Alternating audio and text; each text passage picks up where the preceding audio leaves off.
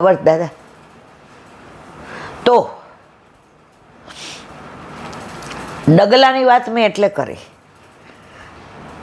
કે કશ્યપ અદિતિને ત્યાં વામન પ્રગટ્યા, એની બધી લીલા છે, ભાગવતમાં આવશે એટલે અહીં વર્ણન નથી કરતી. અને દેવોના માટે થઈને જો પ્રભુ પોતાના ભક્તોને ક્યારેય છોડતા નથી. જે લીલા કરવી પડે એ બધી કરે છે, કારણ મારા પ્રાણ થકી મને વૈષ્ણવ વાલા. આવ્યા બલિરાજા પાસે, એટલે અસુરોના ગુરુ કોણ? શુક્રાચાર્ય. અને દેવોના બૃહસ્પતિ. શુક્રાચાર્ય જોઈ ગયા. હવે બટુક થઈને આવ્યા હતા. સ્વરૂપ એવું, રૂપ એવું, તેજ એવું, આભા, પ્રકાશ, પૂંજ, લાવણ્ય, સૌંદર્ય, માધુર્ય. બલિરાજા રાજી રે, આવો આવો બટુક મહારાજ, આવો આવો, પધારો બટુક મહારાજ, પધારો. બોલો આપણને શું જોઈએ છે? આજે હું દેવા જ બેઠો છું. આજે કોઈ મારા પ્રાણ માગે ને તોય દઈ દઉં. એ કે ના, પ્રાણ ન જોઈતા. એ કે માગો માગો. એવું માગજો કે તમારે અહીંયા માગ્યા પછી ક્યાંય માગવું ન પડે. પ્રભુ કહે પછી તને ખબર પડશે કે તારે માગવું પડશે ગામ પાસે, મારે નહીં માગવું પડે. એ કે અમે તો નાના બટુક, અમે નાના બ્રાહ્મણ, અમે શું માગીએ. બસ 3 પગલાં જમીન આપી દે. બટુક મહારાજ તમને તો માગતાય ન આવડું. હીરા, મોતી, માણેક તમારા હાથ જન્મ સુધી હાલે એટલું હાલે. એ કે અમારા બ્રાહ્મણોને બહુ લોભ નહીં, અમારે તો અત્યારનો મેળ પડી જાય તો એ ઘણું. શુક્રાચાર્યજી નામ ત્રાસી આંખ કરી. એ કે એ બલી, આ છલિયો છે, છલિયો. મેં હમણાં છલબલની વાત કરી ને, કે પ્રભુ જ્યાં સુધી કળથી બળતો હોય ત્યાં સુધી બળનો ઉપયોગ ન કરે. બલી, આ છલિયો છે, ના પાડી દે, નથી આપવું. બલિરાજાએ જવાબ કેટલો સરસ આપ્યો. ગુરુદેવ, માનો કે છલિયો હોય, ઠાકોરજી હોય, માગવા મારા ઘરે આવે, મારાથી ને નસીબદાર દુનિયામાં કોણ? મારા જેવું ભાગ્ય, સૌભાગ્ય, મહાભાગ્ય કોનું કે ઠાકોરજી માગવા આવે? એ કે ભાઈ સમજી જા, આ બધું જતું રહેશે. ભલે જતું રહે, પણ માગવા વાળો તો કોણ છે? મોહન છે ને. કર સંકલ્પ, બલીને કહે. બલિરાજાએ લીધું હાથમાં પાણી. શુક્રાચાર્યજી કે આ સીધી રીતે નહીં માને. આ ભાગવતમાં નથી, બીજામાં પ્રસંગ છે. થોડા માથી નામ જળ કાઢતા હતા. આપણે જે લોકો કડવો હોય ને, એને ઓલું નળી હોય, નાળચું, એમાં બેસી ગયા શુક્રાચાર્યજી. એ કે લે કરાવ સંકલ્પ. પાણી ન આવ્યું એટલે ઠાકોરજી હળી મારી. એ કે કા બલી પાણી નથી આવતું, જલ નથી આવતું. શંકરાચાર્યની આંખ ફૂટી ગઈ, સીધા બહાર. એ કે આ છલિયાની યાર આપણો મેળ નહીં પડે. તે દીની શંકરાચાર્યની આંખ ફૂટેલી જ છે. સંકલ્પ કર્યો, મહારાજ તમને 3 ડગલા મેં આપ્યા. એ કે આટલા આટલા પગ શું આમને? શુક્રાચાર્ય કે હમણાં ખબર પડશે. પ્રભુ ચાલો 3 ડગલા. પહેલા ડગલે જમીન, બીજા ડગલે સ્વર્ગ, આકાશ. એટલું મોટું ડગલું કે બ્રહ્માજી ત્યાં બિરાજતા હતા સ્વર્ગમાં, કમંડળ લઈને. પ્રભુના ચરણારવિંદ આવ્યા. ઓરે મારા વાલા, ન્યાલ કરી દીધા અને પ્રક્ષાલન કર્યું. એ પ્રક્ષાલન પૃથ્વી પર આપ્યું. જે ભગીરથ પ્રયત્ન કર્યા હતા, સગર રાજાના 100 પુત્રો મારી નાખ્યા હતા, એના માટે સજીવન કરવા. આ બધું ભાગવતમાં આવશે ત્યારે વિવરણ કરીશું, આ ખાલી અનુસંધાન. અને કીધું ગંગાજી આવે તો એ પાછા જીવતા થાય. તો ગંગાજી પધાર્યા.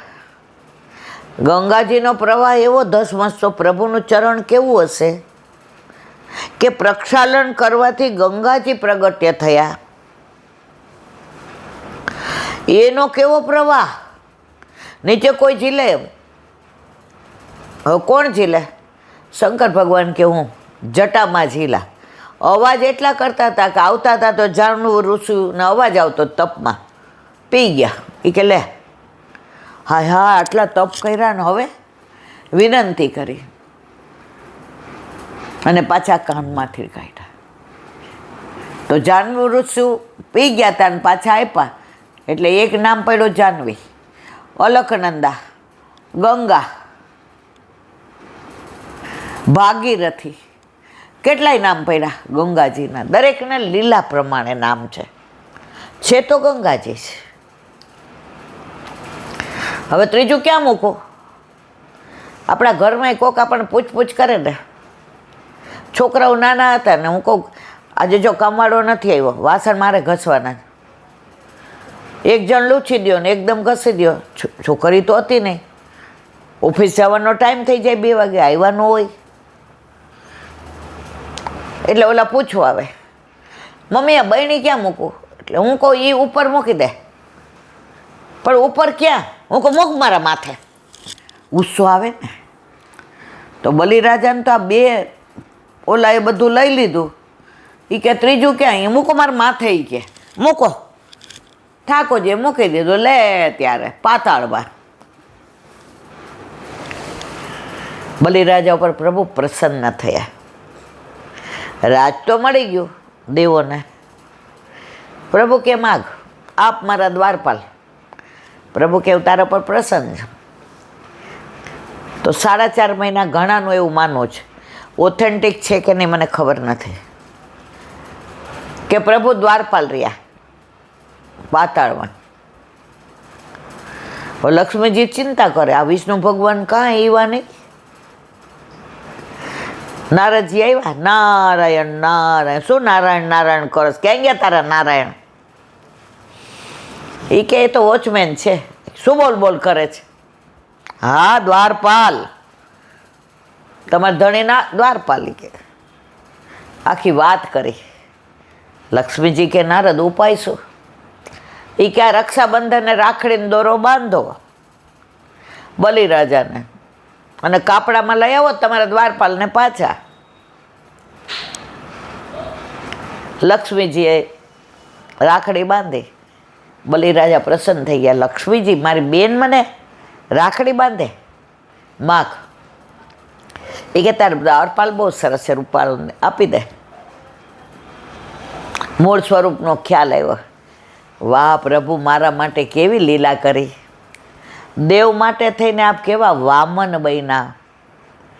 પણ મને આનંદ એ ભલે વામન બન્યા દેવ માટે, રાજ માટે, પણ માગવા તો અસુર પાસે આવ્યા ને મારા વાલા, અને દ્વારપાલ બન્યા.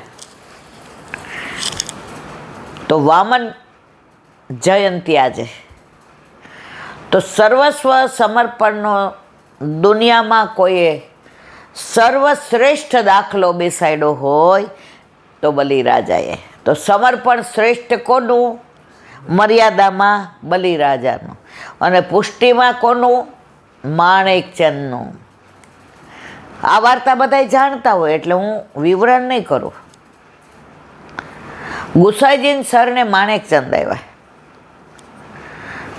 હવે એ તો ઉપરથી ને જોતા હતા તો ગુસાઈજીને સ્નાન કરતા જોયા, સ્વરૂપમાં તલ્લીન થઈ ગયા. સાક્ષાત કાનુડાના દર્શન થયા. પ્રભુ મને શરણે લ્યો.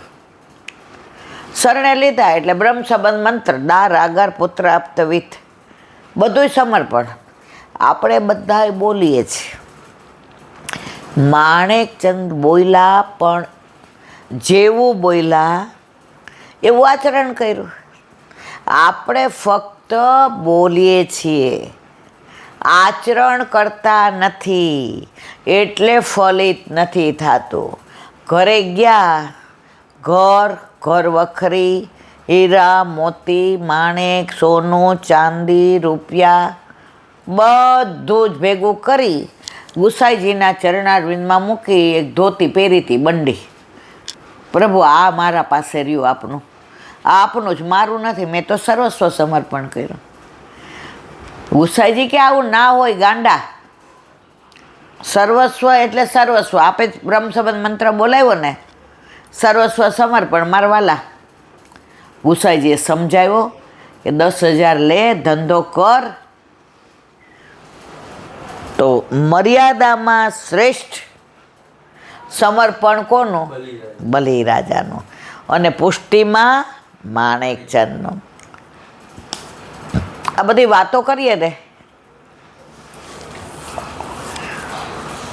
તો આ બધી લીલાઓ પ્રભુએ ના કરી હોત તો હું ને તમે શું કરત? કહો તો ખરા. કાલે જ અમે હોલમાં સુબોધિનીજી વાંચતા હતા, તેમાં આવ્યું સેવામાં ક્યારે આનંદ આવે ખબર છે? મનન કરીએ, સત્સંગ કરીએ. તો તમે વાગોળો તો મજા આવે. દીકરી સાસરે આવે અને અઠવાડિયું કે 15 દી રહીને પાછા પગ કરવા જાય ને, સાસરીવાળા કોઈ ન હોય, એ ઘરે ન હોય, એ ગામે ન હોય, માહોલે ન હોય, વરે ન હોય, સાસુ સસરા નણંદ દિયર કોઈ ન હોય, સતત તોય ઘરમાં એ જ વાત હોય, હાલે બેટા શિરામણ કર લે બા, અમારા ઘરે તો રોજ સવાર ગરમ ભાખરી થાય, અઠવાડિયામાં બેન તારું ઘર થઈ ગયું.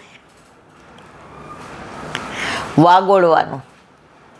આ લૌકિક દાખલો એટલે આપું છું, આપણે બધા લૌકિક લોકો છીએ. આખો દિવસ 4 દી રોકાય મારા ઘરે, આમ 25 વર્ષની થઈને ગઈ. સાસરે એવું નથી કહેતી અમારા ઘરે આમ, અઠવાડિયું સાસરે રહીને આવે, બા અમારા ઘરે આમ. તો સત્સંગમાં તમે ઠાકોરજીની લીલાને વાગોળો ને મારા વાલા, તો તમને સેવામાં આનંદ આવે. પછી પાછી સાસરે આવે એનો વર કે મજા આવી? શું તમારી જ વાતો કરતી હતી બધી. વરે રાજી થાય. એ સ્મરણના દિવસો વાગોળવાની મજા આવે.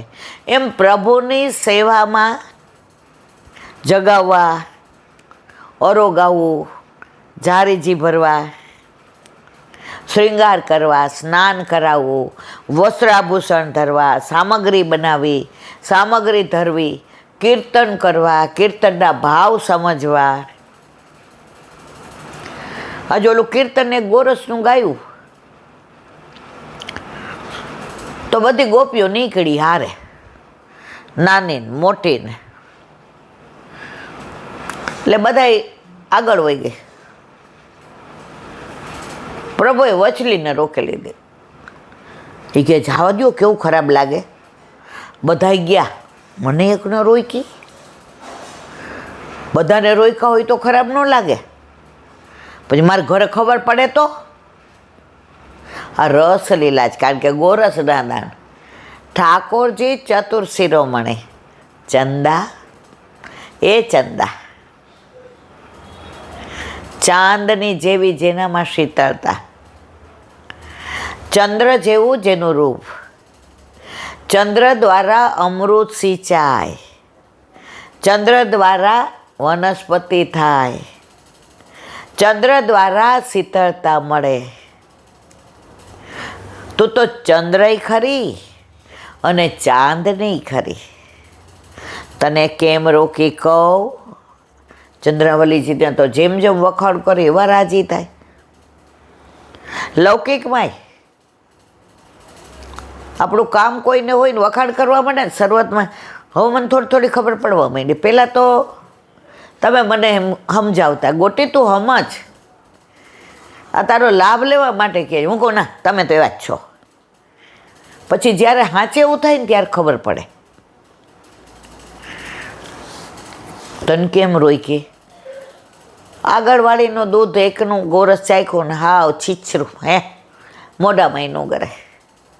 બીજાને ચાખી ને હાવ મોડું. આવું થોડું હોય ચંદા ગોરસ. એના પછી ચાખ્યું ચંદા, એ ખાટું ખાટું, મારું મોઢું જો હજી ખાટું ચંદા. એના પછી ચાખ્યું ચંદા પાણી જેવું, બોલ મળ્યું જ નહોતું. તો મારું ક્યાં ચાખ્યું છે, મને કેમ રોકે? તને જોઈને મને ખબર પડી ગઈ તું આટલી સુંદર સરસ. તો એને ગોરસ એનું કેવું હોય? અને તું આવતી હતી ને લટક મટક હતી, ચાલ ચાલ હતી, ચલે ચંદ્રાવલી. તું આવતી હતી ને બોલતા ગોરસની સુગંધ એવી સરસ આવી, એટલે મેં નક્કી કર્યું બધાયનો ચાખીશ પણ ચંદાને તો જવા જ નહીં દો. પરકિયા ગોપી, દાનમાં પરકિયાનો ભાવ છે. ચંદ્રાવલીજી પરકિયા ગોપી.